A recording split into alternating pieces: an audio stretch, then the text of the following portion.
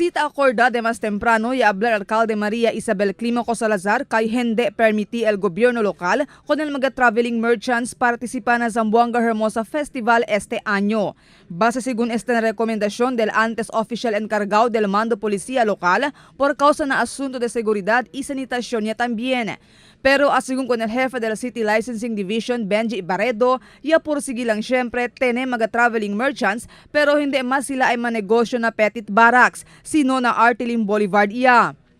Yan disallow gayud gani akin na petit barracks kay for causa gani for security and also sanitation kay last time gani chine kita experience de ansina no negative feedback.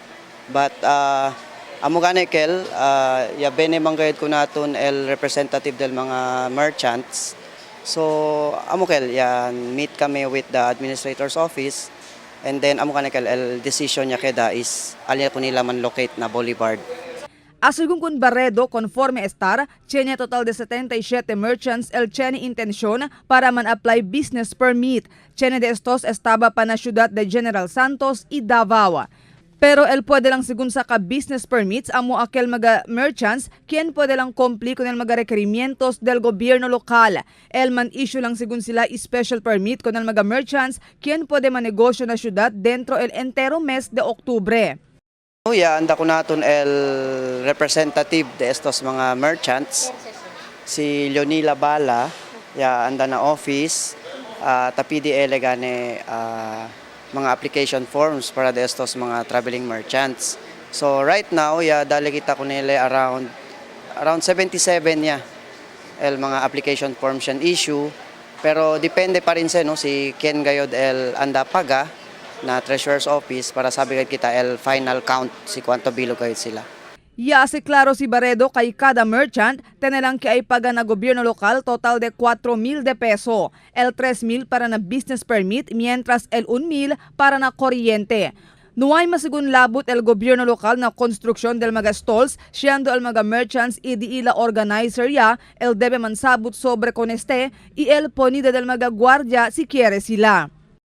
Since el place is the city government sa Artilim Boulevard gani, so paga lang sila is el business permit based on their gross sales around 3,000 pesos plus el kuryente na usa sila. El estimate gani per stall is 1,000 pesos for the whole duration.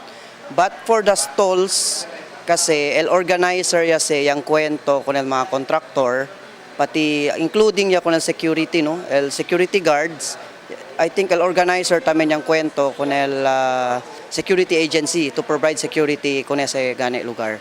Ya suhiri también según el gobierno local con el organizer para establecer lang un entry y exit point na lugar aber para mas pronto puede implementar con el modo de seguridad na lugar. Obligado también según el mga merchants para mantener el limpieza na diila karay kwal stalls. Taabla también si Barredo kay mas conveniente el Artilim Boulevard donde para esta el mga merchants kompara na petit barracks. Marifita Mayo, Dateline Zamboanga.